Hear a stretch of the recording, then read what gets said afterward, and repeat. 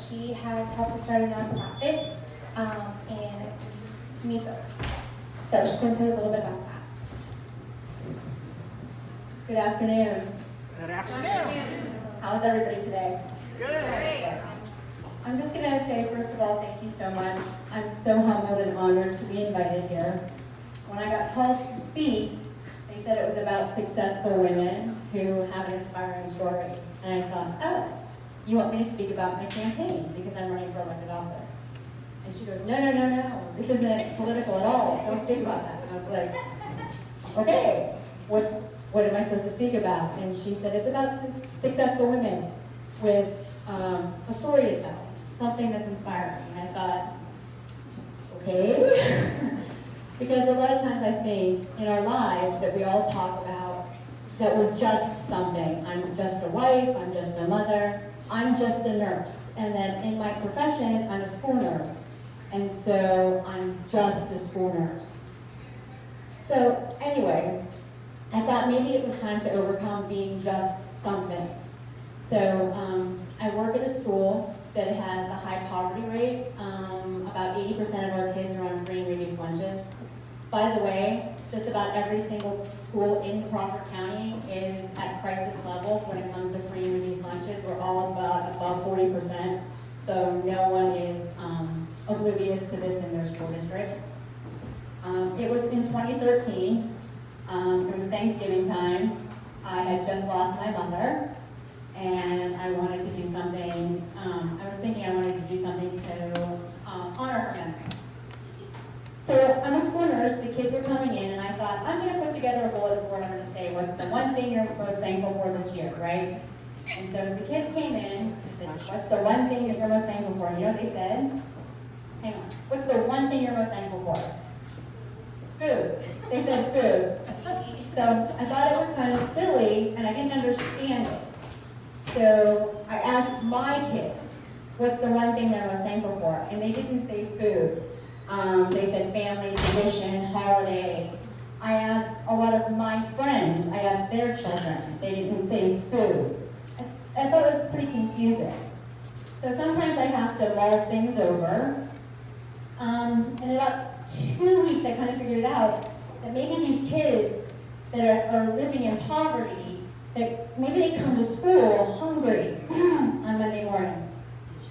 So I thought to myself, I need to help these kids. So I went to two teachers and I said to them, what can we do?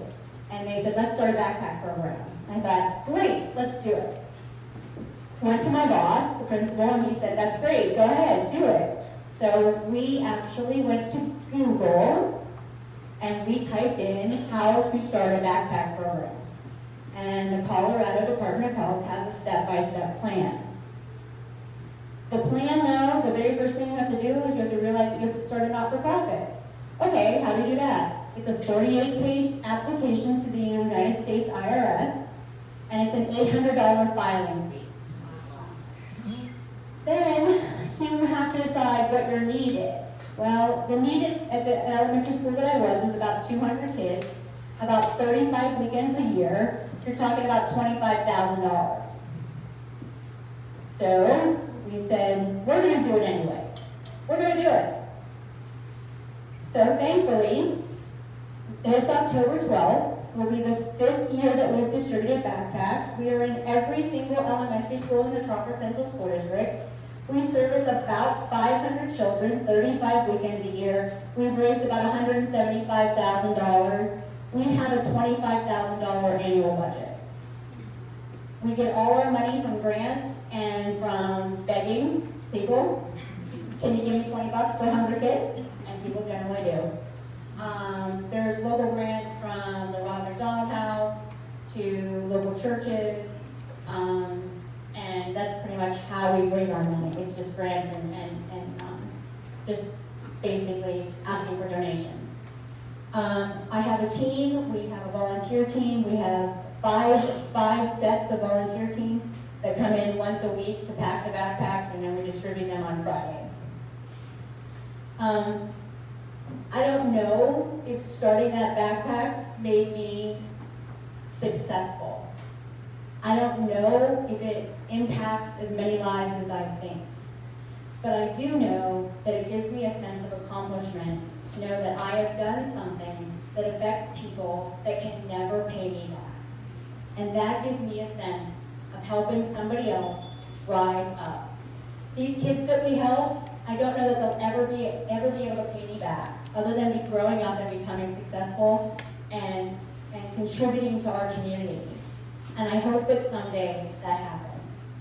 Real quickly, somebody once said to me when I was walking in that they liked my boots, and I told them I'd tell them a story.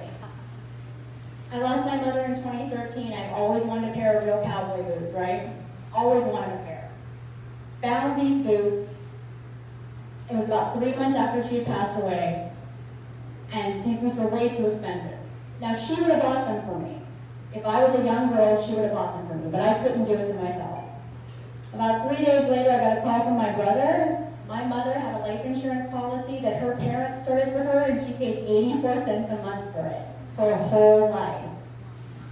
I don't know how much the 11 policy, I don't know how much it was for, I don't know all the details. All I know is 4 or 5 days later, I got a check in the mail for the exact amount of boots.